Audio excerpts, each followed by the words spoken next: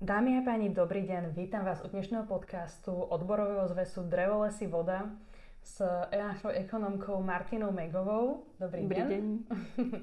Dneska sa spolu pozrieme na príspevok na rekreáciu zamestnancov a športovú činnosť dieťaťa. Viete nám k tomu povedať niečo viac? Pravda, že? Aby sa nám vlastne priblížila túto tému, vzhľadom na to, že je leto, ktoré pomaličky vrcholí, tak príspevok na rekreáciu je veľmi v kurze aktuálne, takže je dobré, aby naši odborári vedeli, kedy a ako si ho uplatniť. Lebo zdá sa, že je to jednoduché, ale sú tam rôzne zákutia a také vychytávky, ktoré proste treba si na ne dať pozor, aby vám bolo aby bolo našim odborárom preplatený ten príspevok na rekreáciu. Vo všeobecnosti príspevok na rekreáciu zamestnancov a športovú činnosť dieťaťa bol zavedený od 1.1.2019. Dôvodom, prečo sa vlastne vláda rozhodla zaviesť tento príspevok, bol, aby sa podporil turizmus na Slovensku, pretože veľmi málo ľudí chcelo tráviť dovolenku na Slovensku a preto vlastne vláda prišla s touto novelou. Sú tam podmienky, ktoré vlastne musí ten zamestnávateľ spĺňať a pre ktorého sú povinné. A to, ak má zamestnávateľ viac ako 49 zamestnancov, tak v tom prípade má povinnosť poskytovať zamestnancom tento príspevok na rekreáciu. Avšak nie je automatický príspevok pridelený každému zamestnancovi. Ako to funguje, o tom si povieme teda neskôr. Aké sú formy príspevku? Takže príspevok môže byť v dvoch formách a prvým sú vlastne oprávnené výdavky na rekreáciu alebo rekreačný poukaz. Avšak treba si dávať pozor, že pri tom rekreačnom poukaze je to obmedzené a viazané na meno. Väčšinou majú tí zamestnávateľia zmluvy s konkrétnymi ubytovacími zariadeniami. Čiže tam je to trošku oklieštené, ale zase tento rok schválila vláda novelu, čo sa týka rekreačného poukazu, keďže častokrát sa stávalo teda tiež, že zamestnanci to nečerpali, ale teda majú starších rodičov, ktorí by chceli straviť dovolenku na Slovensku, tak aby sa vlastne podporil ten cestovný ruch na Slovensku, tak je táto možnosť prenesenie toho rekreačného poukazu na rodiča toho zamestnanca. Takže toto je istým plusom toho rekreačného poukazu, avšak tie oprávnené výdavky sú trošku voľnejšie tým, že vlastne môžete si vybrať akékoľvek rekreačné stredisko a splniť podmienky, o ktorých teda budeme neskôr hovoriť. Čo sú to tie oprávnené výdavky? Oprávnené výdavky sú tie, ktoré budú smerovať k tomu, aby vlastne ten príspevok bol vyplatený. Čo to znamená? Aby bola platnosť toho rekreačného príspevku, musí to byť ubytovanie, pravda, že na Slovensku, v slovenskom rekreačnom zariadení minimálne na 2 noci. Musí tam byť označený ten daný zamestnanec ako účastník toho, plus jeho rodina, čiže manželka, deti, alebo deti zverené do starostlivosti, alebo osoby žijúce v jednej domácnosti. Čiže to musí spĺňať ten výdavok, takisto musí to byť uhradené, čo je teda podstatné, lebo ak by to bola nejaká len rezervácia, to nie je oprávnený náklad, tým pádom nemajú nárok na preplatenie.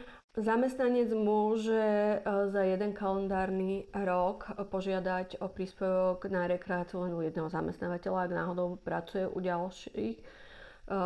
Ďalšia vec, ktorá je teda podstatná a spomenúť je, že zamestnanec musí byť u daného zamestnávateľa zamestnaný nepretržite 24 mesiacov, to je podmienka, a bude mu preplatených 55% z tých oprávnených nákladov, avšak najviac do sumy 275 eur na rok. Takže toto je také špecifikum, že vlastne si môže uplatniť iba do tej sumy tých 275 eur. A keď už sme boli u tých detí, môžu si požiadať o príspevok aj zamestnanci na materskej a dohodári? Zamestnanci na materskej alebo rodičovskej dovolenke sú stále zamestnancami a môžu si požiadať o tento príspevok, čiže malo by byť im preplatený. Avšak dohodári nie sú typickí zamestnanci, je to iná forma zamestnania, čiže oni bohužiaľ nárok na tento príspevok nemajú. Čo sa stane pri nedodržaní lehoty odovzdania účtovných dokladov? Tak tá doba, do ktorej vlastne treba odovzdať ten daňový doklad, je 30 dní po absolvovaní. To sme nespomenuli, že vlastne je to 30 dní po absolvovaní tej rekreácie. Môže sa stať, že ten zamestnanec čerpá ešte ďalej dovolenku alebo je niekde inde. Nič sa nestane, keď to odovzdá aj neskôr. Avšak musí to byť v tom kalendárnom roku, ak sa to týka toho kalendárneho roka. Potom, čo sa týka preplatenia vlastne tých oprávnených výdavkov, tak normálne, teda bežne by to malo byť tak, že by to malo byť do 30 dní od odovzdania alebo teda v nasledujúcom výplatnom termíne, avšak nemusí to tak byť, zákon to presne neupravuje. Zamestnávateľ si môže internou smernicou vlastne upraviť to uhrádzanie. Ako je to potom pri zľavových portáloch? Zľavové portály sú možné teda si to uplatniť, avšak treba si uvedomiť, že zľavový portál je iba ako keby taká predobjednávka. Ono sa to síce uhradí, ale zľavový portál nie je ubytovacie zariadenie. Čiže ak si naši odmorári alebo zamestnanci vlastne zarezervujú pobyt cez zľavový portál, tak musia si následne vypýtať od toho ubytovacieho zariadenia doklad o absolvovaní toho pobytu, ktoré musí obsahovať meno účastníka, služby, ktoré boli poskytnuté, musí tam byť dátum a vlastne, aby tam boli tie 2 noci minimálne a ďalej takisto musí byť tam doklad o úhrade, že naozaj ten rekreačný poukaz, teda, že ten pobyt bol uhradený. Následne s takouto faktúrou môže zamestnanec prísť k tomu zamestnávateľovi a požiadať si o preplatenie. A aké je to s ubytovaním u súkromníka bez živnostenského oprávnenia? Ubytovanie u súkromníka bez živnostenského oprávnenia nie je považované za oprávnený výdavok, tým pádom sa nemôže použiť na preplatenie a vlastne nie je možné využiť príspevok na rekreáciu u súkromného prevádzkovateľa. Musí byť účtovný doklad originál? Nie, nemusí byť originál, stačí kópia, lebo vlastne ten originál zostáva mne ako človeku, ktorý uhradil, zamestnávateľovi stačí kópia. A keď odovzdávame túto kópiu, čo všetko musí obsahovať? Ako som už predtým spomínala, musí tam byť názov zariadenia, kde bol pobyt realizovaný, doba pobytu, služby, ktoré boli poskytnuté v rámci pobytu, kto bol vlastne, kto sa zúčastnil toho pobytu, to znamená, že tam musí byť to meno toho zamestnanca, keďže si to má on preplácať, dať preplatiť u zamestnávateľa a takisto, že to bolo uhradené. Už viackrát to bolo spomenuté, že treba minimálne 2 noci. Musia byť 2 prenocovania po sebe v jednom ubytovacom zariadení, alebo si to vie rozdeliť? Zákon nešpecifikuje, že to musí byť v jednom ubytovacom zariadení. Musia to byť 2 po sebe nasledujúce noci. To znamená, že 2 noci to musia byť. Ale nie je tam špecifikované, že to musí byť v jednom rekreačnom zariadení. Čiže môže sa stať, že jednu noc prespíme v hoteli A a na druhý deň sa presúvame, dajme tomu, bicyklami o 50 km ďalej a tam strávime v ubytovaní B druhú noc. To môže byť. ale musia to byť 2 po sebe nasledujúce noci. Ak má zamestnávateľ vlastné ubytovacie zariadenie, je možné využiť rekreačný príspevok v ňom? Ak má toto ubytovanie zamestnávateľa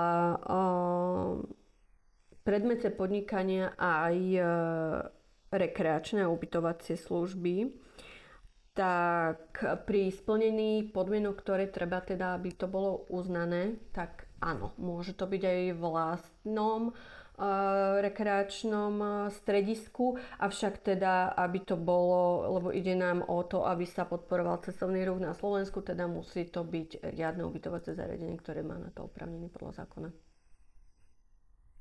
Ako sa uplatňuje príspevok na rekreáciu pri detských táboroch?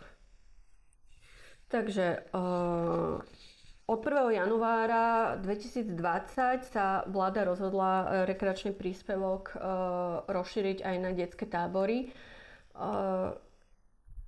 Čiže zamestnanec, ktorý proste má dieťa vo veku do 18 rokov, je to väčšinou pre základné školy a prvé triedy 8-ročného gymnázia a vlastne môže si teda uplatniť na to ten rekreačný príspevok.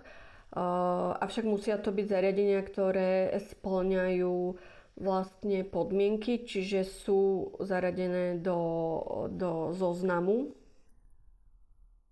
poskytovateľov týchto detských táborov. A tým pádom áno, je to možné využiť. Nemusí to byť len tábor normálny pobytový, môže to byť tábor aj denný.